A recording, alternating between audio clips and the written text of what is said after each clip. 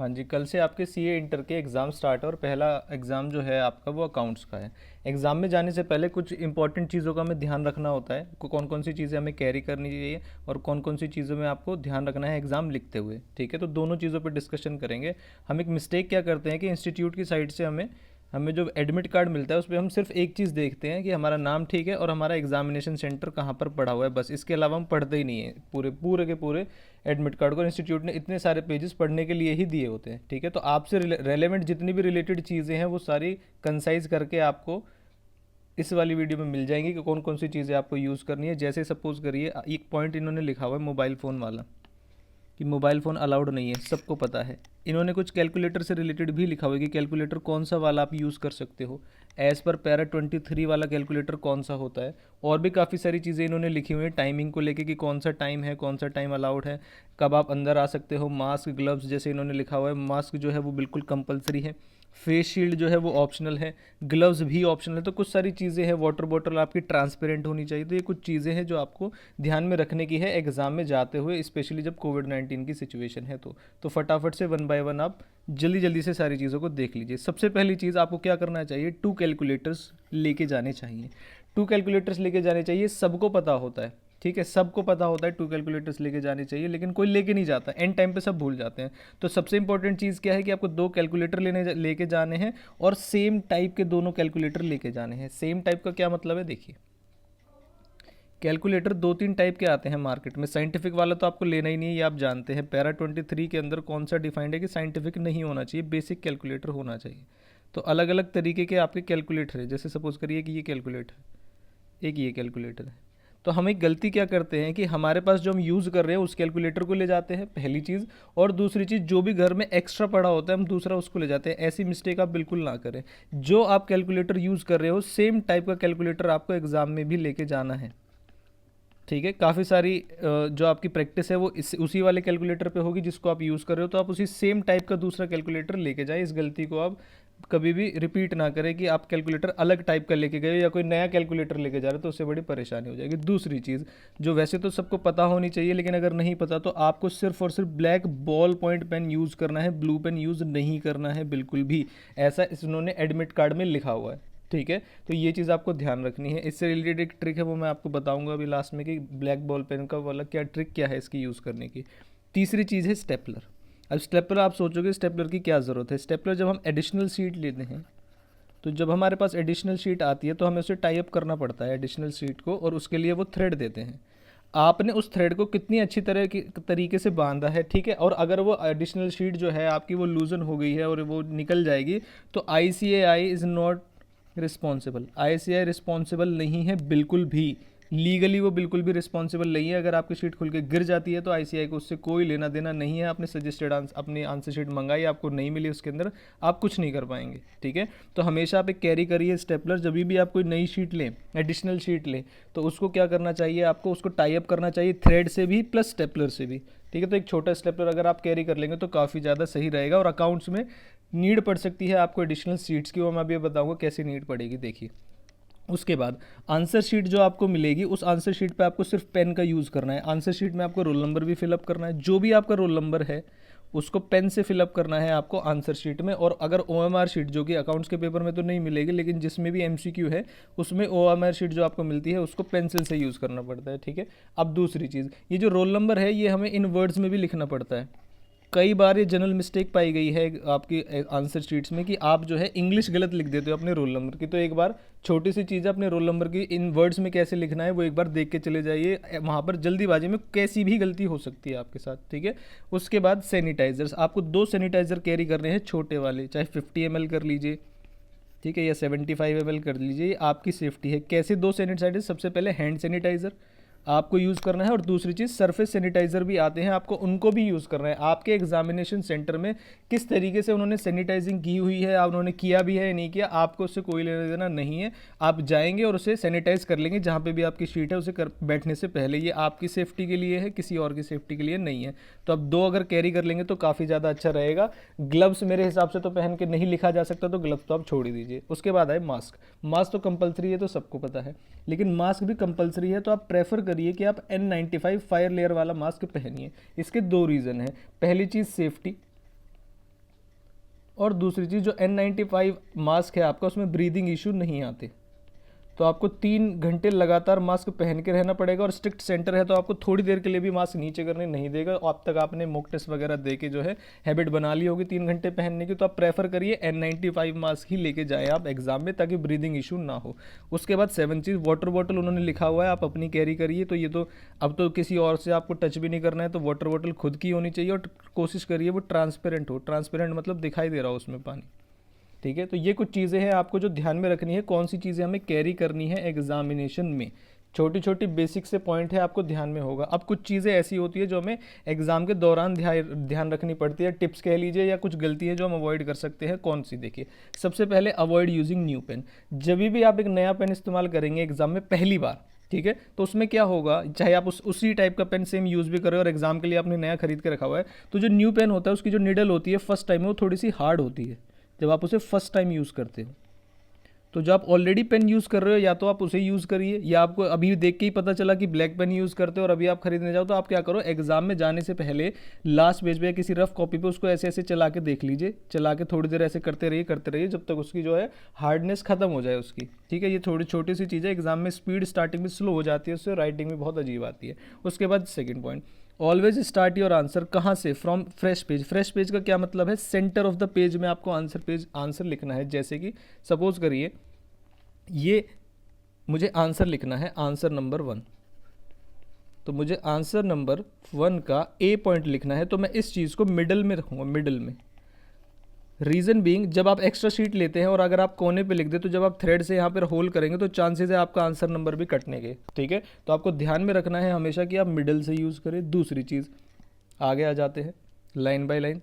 तीसरी चीज़ है हमारी सीक्वेंस। आंसर का सीक्वेंस कोई मैटर नहीं करता, आपको कौन सा क्वेश्चन आप पहले लिखे कौन सा बाद में लिखे, इससे कोई लेना देना नहीं है। अब कई बच्चे मिस्टेक क्या करते हैं कि हमने आंसर नंबर फर्स्ट का ए पॉइंट यहाँ पर कर दिया है, बाकी बी सी डी पॉइंट मुझे आते नहीं है, तो मैं क्या करता हूँ, पहले ही पेज पे डाल देता हूँ आंसर 1 का बी, और यहाँ पर मैं पेज छोड़ देता हूँ, फिर आंसर 1 का सी, फिर मैं यहाँ पर पेज छोड़ देता हूँ। तो ये आप बहुत बड़ी मिस्टेक कर रहे हैं ब्लैंक की, इससे आपकी इमेज भी नेगेटिव जाएगी, ठीक है। अगर आपको बाद में टाइम नहीं मिला, जो कि जनरली होने वाला अकाउंट्स के पेपर में कि बाद में टाइम नहीं मिलने वाला, तो आप क्या करिए, बेसिकली आपको आंसर नंबर फर्स्ट आता है, तो आंसर नंबर फर्स्ट आपने लिख दिया, फर्स्ट का ए आपने लिख दिया और आप आगे चले गए। बी आपको नहीं आता, आपको सीधा आता है अब आंसर नंबर 3, तो आप आंसर नंबर 3 का ए पॉइंट लिखिए, कोई भी परेशानी नहीं है। अब पहले क्वेश्चन को छोड़ के सभी के 2 पार्ट होते हैं, ठीक है। तो आंसर नंबर 3 के बाद अगर आपको आंसर नंबर 3 का बी पार्ट नहीं आता, तो आप उसके लिए स्पेस बिल्कुल भी मत छोड़िए, आप सीधा 4th क्वेश्चन के बी पार्ट जो भी आपको आता है आप उस सीक्वेंस में करिए, जिस भी सीक्वेंस में आपको बेस्ट आता है।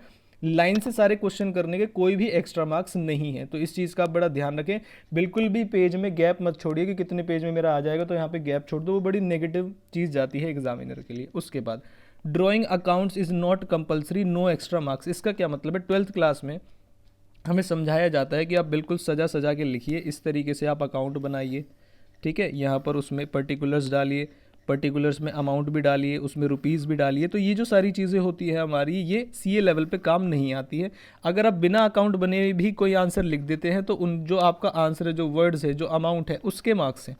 तो आप स्टार्टिंग में अननेसेसरी अकाउंट में बहुत ज़्यादा इन्वॉल्व मत हो जाइए। जैसे कुछ में अकाउंट बनाने की आपको ज़रूरत पड़ेगी, जैसे इन्वेस्टमेंट अकाउंट का आपका एक चैप्टर है, तो उसमें आपको अकाउंट बनाने की ज़रूरत पड़ेगी। अब इन्वेस्टमेंट अकाउंट में भी एक परेशानी है, आपको जो आंसर शीट मिलेगी, सपोज करिए आपको इस तरीके से वो एक आंसर शीट में नहीं आ रहा, क्योंकि उसमें इतने सारे कॉलम्स हैं, फेस वैल्यू का है, अमाउंट का है, कॉस्ट का है, 3-3 कॉलम है उसमें, ठीक है। तो अगर सपोज करिए आपको स्पेस नहीं है, तो इसके लिए एक ट्रिक क्या होती है, आप left side of answer sheet निकालिए। जैसे ये लेफ्ट साइड है, सपोज करिए मेरे पास आंसर शीट सिर्फ इतनी है, इतनी, ये left side of the answer sheet है, तो इसका मतलब नेक्स्ट पेज आपके ये इस साइड जा रहा होगा यहाँ पर। तो आप जो इन्वेस्टमेंट अकाउंट है उसको इस तरीके से भी ले जा सकते हैं, एक ही पेज से अगले पेज तक, कोई गलत नहीं करेगा उसको, क्योंकि आंसर शीट कभी छोटी होती है और स्पेशली इन्वेस्टमेंट अकाउंट को एक ही आंसर शीट में आ जाए बड़ा मुश्किल है। तो आप क्या करिए, 2 पेज का यूज़ करिए पैरेलल, और उसको जो है इस तरीके से बनाइए, कोई भी गलत नहीं करेगा आपका। अदर देन इन्वेस्टमेंट अकाउंट के अगर आप मेरे से पूछे कि किसका ज़रूरी अकाउंट बनाना, तो मैं बोलूँगा 0, किसी का भी ज़रूरी नहीं है अकाउंट बनाना। लाइन खींचने में ज़्यादा मत लग जाना, ठीक है। नॉर्मल जितना टाइम लगता है उतना लगाइए, अननेसेसरी सजाने की कोई मार्क्स नहीं है। स्टार्ट फ्रॉम शॉर्ट क्वेश्चन, जैसे सपोज करिए आपका कोई बड़ा चैप्टर आ गया एग्जाम में, जैसे फाइनेंशियल स्टेटमेंट का कोई क्वेश्चन आ गया आपके एग्जाम में, ठीक है, या फिर ब्रांच का, या कोई बड़ा क्वेश्चन आ गया आपका 16 या 20 नंबर का, तो आप कभी भी उस क्वेश्चन को, चाहे आपको कितना भी आता हो, स्टार्टिंग में ट्राई मत कीजिए। स्टार्टिंग में आप कोशिश करिए कि 8 मार्क्स के क्वेश्चन से आप स्टार्ट करें, जैसे इंश्योरेंस का क्वेश्चन हो गया, इन्वेस्टमेंट का क्वेश्चन हो गया, या एएस के क्वेश्चन हो गए। आप कोशिश करें कि आपको ये वाले जो क्वेश्चंस हैं, ये छोटे छोटे से क्वेश्चन से स्टार्ट करें। एग्जाम में थोड़ी आपकी स्पीड भी बनी रहेगी, और जब तक आप फ्लो में नहीं आएंगे तब तक आप बड़े क्वेश्चन ट्राई मत कीजिएगा। उसके बाद यूटिलाइज फर्स्ट 15 मिनट्स वेल। अब अकाउंट्स में तो फर्स्ट 15 मिनट्स वेल यूटिलाइज करने का एक ही तरीका है, क्या है, आपको सारा देखना और सीक्वेंस डिसाइड करना है कि कौन कौन से सीक्वेंस में मैं आंसर करने वाला हूँ। पेपर को देख के बिल्कुल डरना नहीं है, जो जो आता है आपको फर्स्ट से स्टार्ट कर दे, धीरे धीरे जब आप करते रहोगे तो उसमें से आपका फ्लो बन जाएगा, और जो क्वेश्चन में आपको डाउटफुल लग रहा था वो भी डाउट खत्म हो जाएगा। अब ये फर्स्ट 15 मिनट्स को यूटिलाइज कैसे करना है, ये ज़्यादा अप्लाई होता है आपका कहाँ पर, जिन एग्जाम्स में आपके MCQs हैं। जैसे कि आपका अगला जो पेपर होगा लॉ का, उसमें MCQ है, तो कैसे यूटिलाइज करना है उसका अलग टेक्निक होती है। टैक्स के पेपर में कैसे यूटिलाइज करना है उसकी अलग टेक्निक होती है। तो ये हम बात करेंगे उन वाले एग्जाम से जस्ट पहले, उसमें अलग से आपको बता दिया जाएगा। अभी अकाउंट्स के लिए आपको 15 मिनट्स कैसे यूटिलाइज करने हैं आप डिसाइड कर लीजिए बस सीक्वेंस को। एक और चीज़ ध्यान रखिए, फर्स्ट क्वेश्चन को कभी मत पढ़िए आप फर्स्ट 15 मिनट्स में, जो कि आपका एएस से रिलेटेड क्वेश्चन होगा। उसका रीज़न मैं आपको बताता हूँ, क्योंकि ये तो कंपलसरी क्वेश्चन है और आपको करना ही करना है।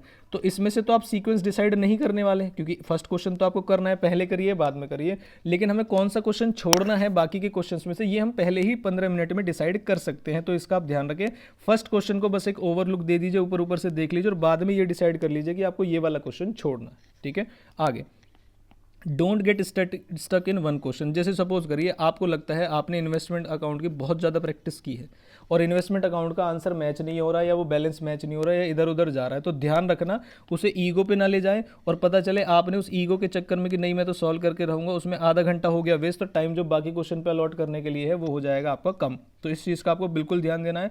आप एक क्वेश्चन को मैक्सिमम टू मैक्सिमम जब सॉल्व नहीं हो रहा तो 5 मिनट दीजिए उसको, उसके बाद भी आंसर नहीं जाए उसे स्किप कर दीजिए, अगले वाले पे चले जाइए।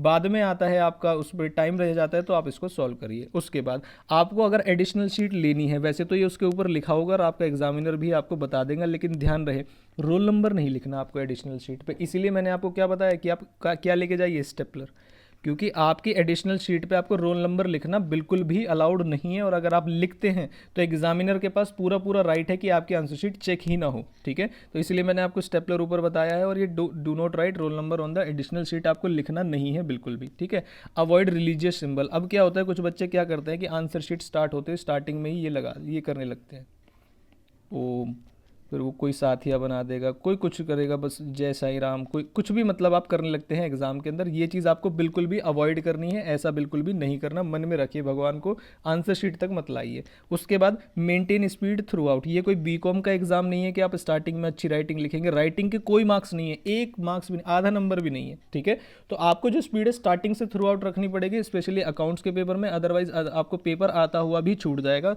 100 नंबर का पूरा पेपर करना, और एक पहले कम स्पीड से आराम आराम से स्लो बाद में तेज, कुछ नहीं होता उससे। आप एक स्पीड मेंटेन करिए, अकाउंट्स वगैरह बनाने में टाइम वेस्ट मत करिए। उसके बाद आया avoid harsh cutting. Harsh cutting का क्या मतलब होता है, देखिए आपने एक अकाउंट बनाया, ये अकाउंट बनाया और आप इस क्वेश्चन को सॉल्व कर रहे थे बड़े आराम से। अब आपको क्या लगा, आपने स्टार्टिंग में ही मिस्टेक कर दी उसके, तो ये जो क्वेश्चन है ये आप तमीज़ से काट सकते हैं, 1-2 क्रॉस लगा के यहाँ से। कुछ बच्चे क्या करेंगे, इसको ये करेंगे, ये बार बार, या कोई आपने कोई बात कोई लिख भी रहे हैं, आपने लिखा 2000, फिर आप उसे काटेंगे, फिर उसके बाद ऐसे करेंगे, तो उससे क्या होता है, अलग से ही दिखेगा आपके आंसर शीट में कि आपने कटिंग की हुई। तो आप कटिंग कैसे करें कि पता भी ना चले। अगर आपने लिखा 2000 और अमाउंट गलत हो गई, तो आप उसे एक बार ऐसे करेंगे, वो तभी भी वो कटिंग ही होगी, ये बिल्कुल आई कैचिंग नहीं होगा एग्जामिनर के लिए। दूसरी चीज़, आप अपने अकाउंट में कभी भी ओवर राइटिंग ना करें। जैसे इस अकाउंट में आपने लिखा कि आपकी जो अमाउंट है वो 2000 है, उसे काट के यहाँ पर 3000 मत करिए, फिर उसे काट के यहाँ पर 4000 मत करिए। गलती पहली चीज़ तो होनी नहीं चाहिए। आप पेपर को केयरफुली पढ़िए, रिक्वायरमेंट केयरफुली पढ़िए। ठीक है, और गलती अगर हो भी रही है तो उसको पूरे को काट के अगले स्टेप में लिख दीजिए, यहीं पे ऊपर नीचे मत करिए। एग्जामिनर के लिए बड़ा टफ हो जाता है इस चीज़ को चेक करने के लिए। ठीक है, तो ये कुछ मेरी तरफ से आपको थोड़ी सी गाइडेंस थी कि एग्ज़ाम के दौरान कौन कौन सी मिस्टेक्स नहीं करनी है आपको, और कौन कौन सी चीज़ें आपका इंस्टीट्यूट आपसे कहता है कि कैलकुलेटर लेके जाइए, ब्लैक बॉल पेन से ही लिखना है आपको, नया पेन यूज़ नहीं करना है, स्टेपलर, आंसर शीट, ये सारी चीज़ें आपको ध्यान में रखनी है। इसके बावजूद हम कुछ चीज़ें क्या करते हैं एग्ज़ाम में भूल जाते हैं। जैसे एक और चीज़, आपकी जो लास्ट एंट्री है आपके एडमिट कार्ड पे लिखा हुआ है, लास्ट टाइम क्या है एंट्री के लिए, वो आपके एडमिट कार्ड पे लिखा हुआ है। लास्ट टाइम एंट्री का है 2:15। अब एक जगह एडमिट कार्ड पे लिखेगा कि आपको एंट्री कब ले लेनी चाहिए, वो बोलेगा 1 बजे। अब लास्ट टाइम तो 2:15 है, तो आप क्या 2:15 जाएंगे? लिए है लास्ट टाइम किस केस में? इमरजेंसी के केस में। ये लास्ट टाइम है आपका इमरजेंसी के केस में, ठीक है। तो आपको एंट्री तो 1 बजे ले लेनी चाहिए। अब हम क्या करते हैं कि हम जो भी हमारा सेंटर है उसके अंदर तो घुस जाते हैं, लेकिन क्लास में नहीं जाएंगे। क्लास में हम सोचते हैं अभी तो दोस्तों के साथ खड़े हैं, क्लास में जाएंगे 1:45 पे। यहाँ पर आप बहुत बड़ी गलती कर रहे हो। या कुछ बच्चे क्या होते हैं, बुक लेके बैठे रहते, रटते रहते लास्ट में। नहीं, आपके माइंड को शांत होने के लिए 10-15 मिनट चाहिए ताकि सारे प्रोविजन आपके दिमाग में रहे। तो उसके केस में आप एंट्री ले लीजिए 1:30 पे। 15 मिनट आराम से बैठिए, कुछ मत सोचिए, आराम से बैठिए। उसके बाद अब जो 1:45 पे आपको जो पेपर मिलेगा, उसके बाद उस 15 मिनट को किस चीज़ में यूटिलाइज करना है? एएस के क्वेश्चन नंबर फर्स्ट आप स्टार्टिंग में मत पढ़िए, सिर्फ आ जाइए सेकंड, थर्ड, फोर्थ, फिफ्थ, क्योंकि उसमें से एक ऑप्शन होता है छोड़ने के लिए। तो वो आप डिसाइड कर लीजिए कि मुझे जैसे सपोज करिए क्वेश्चन नंबर 4 नहीं करना है, तो वो आप वहाँ पर डिसाइड करिए, सीक्वेंस डिसाइड करिए, और उस टाइम पर कुछ लिखिए मत। जो आपका इन्विजिलेटर है वो पूरा राइट है उसका आपका एग्ज़ाम कैंसिल करने का। तो ये कुछ चीज़ें हैं जो आपको ध्यान रखनी है, जो आपके एग्ज़ाम में आपकी काफ़ी सारी हेल्प करेगी। वाटर बॉटल वगैरह आपको लेके जानी है, सैनिटाइज़र कौन से वाला है, मास्क कौन से वाला लेके जाना है, ये कुछ टिप्स है। नया वाला पेन बिल्कुल भी यूज़ नहीं करना, स्केल का यूज़ बहुत कम करें, एग्जाम में इतना टाइम नहीं होता। अगर आप किसी क्वेश्चन में फंस गए हैं तो उसे बिल्कुल भी अवॉइड करिए, स्पीड बिल्कुल मेंटेन करिए, हार्श कटिंग को अवॉइड करिए। ये कुछ चीज़ें हैं जो आपके एग्जामिनेशन में थोड़ा सा हेल्प कर देंगी, ठीक है। आपके एग्ज़ाम के लिए ऑल द बेस्ट। और जो आपका नेक्स्ट लॉ का पेपर आएगा उसमें कैसे 1.5 दिन में तैयारी करनी है, और आके एमसीक्यू में लास्ट के 15 मिनट जो हमें, स्टार्टिंग के 15 मिनट जो हमें मिलते हैं, उसमें हमें क्या करना है क्या नहीं, तो वो आपको एग्ज़ाम से, लॉ के एग्ज़ाम से पहले बता दिया जाएगा। एक लास्ट चीज़ और, जब भी आपको एक आंसर शीट मिलेगी तो उसको आपको फिलअप करने के लिए केयरफुली बोला जाएगा कि आंसर शीट को केयरफुली फिलअप कीजिए, रोल नंबर वगैरह ध्यान से लिखिए, आप उसमें कटिंग ना करें। एक तो ये चीज़ आपको ध्यान रखनी है। दूसरी चीज़, जब भी आपका एग्ज़ाम खत्म हो जाए, जैसे सपोज करिए आपका एग्ज़ाम 2 बजे स्टार्ट होगा और 5 बजे खत्म होगा, तो आपको 4:50 पे अपने राइटिंग को बंद कर देना है। उसके बाद जो आपकी आंसर शीट होती है उसका एक फ्रेश फर्स्ट पेज होता है, जो आपको आंसर शीट मिली है उसका फर्स्ट पेज है, और उस पर इस यहाँ पर ऐसे लिखा होता है फर्स्ट क्वेश्चन का ABCD, सेकंड क्वेश्चन का ABCD। वो कहते हैं कि जो जो आप आंसर करके आए हो उसमें टिक लगाइए कि आपने कौन सा आंसर छोड़ा है, कौन सा आंसर किया है। ये 90% बच्चे नहीं करके आते। नहीं करके आने के मार्क्स तो नहीं कटते, लेकिन ये इंप्रेशन होता है कि एग्जामिनर के आपको एग्जाम देने का थोड़ा सा एक्सपीरियंस है, और आप एक थोड़े केयरफुल बच्चे हो, सिंसियर बच्चे हो, कि आपको पता है कि ये चीज़ भी करनी है, क्योंकि सबसे पहले फ्रंट पेज जाएगा उसके पास। तो 4:50 पे बंद करके इस चीज़ को लिखिए। और सबसे जो खतरनाक चीज़ है जो सब बच्चे भूल जाते हैं और एग्ज़ाम जो है उथल पुथल हो जाएगा आपका, वो है वॉच। अगर आप एग्जाम में वॉच नहीं ले गए तो यकीन मानिए आपको कुछ नहीं पता होगा, आप किस टाइम पे कौन सा क्वेश्चन कर रहे हैं, किस टाइम पे नहीं। और बार बार टाइम पूछना अलाउड नहीं होता, और हर एक एग्जामिनेशन सेंटर पे वॉल की जो वॉच होती है वो है या नहीं है, ये कंपलसरी नहीं है। तो वॉच कुछ भी भूल जाइए, आप वॉच जरूर लेके जाइए, और प्लस एक आई कार्ड जरूर लेके जाइए, ID कार्ड प्रेफरेबली जिसपे आपका फ़ोटो हो, यानी कि आपका वोटर ID कार्ड हो। वोटर ID कार्ड अगर है तो ज़्यादा अच्छा, या आधार कार्ड है आपका तो वो भी चल जाएगा। तो वॉच और आपकी एक ID, ये दोनों चीज़ आप ज़रूर कैरी करिए। एग्जामिनेशन में कैसी भी परेशानी हो सकती है तो आपकी ID आपको हेल्प करेगी, ठीक है। और कोई आपको परेशानी नहीं आएगी आपके एग्जाम में। All the best. बाकी लॉ के पेपर की जो स्ट्रेटजी है वो अकाउंट्स के पेपर के बाद डिस्कस करेंगे।